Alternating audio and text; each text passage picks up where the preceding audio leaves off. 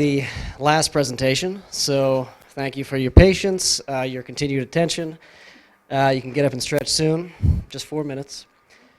All right, so I'm Andrew, this is James, and together with Kevin O'Brien and Jonah Wolf, we built Angular Elements, which is a graphic user interface for building single-page applications. So this animation behind me is just a small sample of the packages we use building this. And this is just meant to illustrate that when you're building a mean stack application, or any application really, before you know it, there is a lot to keep track of. Obviously, you know, it's all in package.json, but the point is you have to understand how all this is interacting, when to use what, so on and so forth. So our challenge was, how do we abstract this out and kind of black box this stuff so that someone with less technical knowledge can build an application without keeping track of the details? So we sort of divided up a website into different components. There are basic page building components like paragraphs and images and sections and so on. And then we also wanted to include some data visualization tools so our end user can get involved with all the fun D3 stuff. So to let them do that, we provide some sample data on the right there so the user can take a look at the data, create some data in a format that is similar, kind of just ape that system, and then once they build an application, just apply their data, upload it to the directive, and it should just work for them.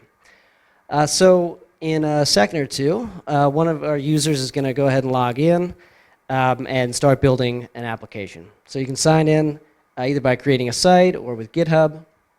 And once you get started, in a minute or two, second or two. So you can select a directive from the menu here, and once you do, you're going to go ahead and change the attributes of that directive, and ultimately these are going to get compiled into HTML when you export the website.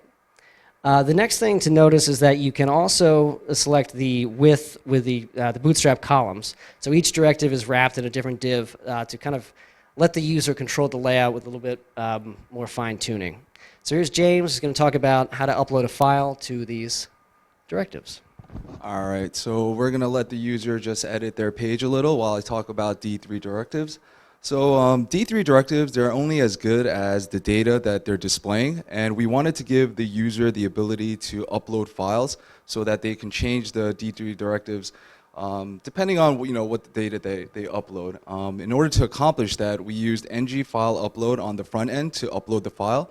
We used express file upload as a parsing middleware that was able to deliver the file to the backend, and then we used Node file system to extract the data from the file and save it into MongoDB. And then we use a service that's basically able to get the data from Mongo and then render the data into the D3 directive. So once the user's done building their website, they're going to obviously want to export it and publish it maybe on a service such as Plunker or GitPages. So what happens is when they hit that download button, first the directives attributes are all going to be compiled into a single HTML file using Jade. Then the data, Angular's controllers, and factories are going to be compiled into a single JavaScript file, which the application will then be able to render the data without the need for a backend or any type of database. So the user here right now, he's on Plunker. He's going to try to display the site that he just created.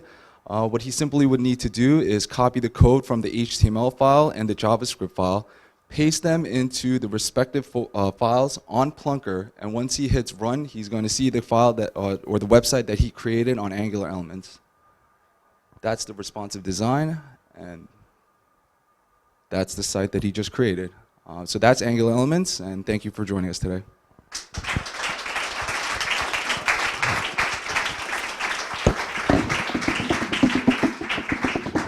Questions? I'm sorry.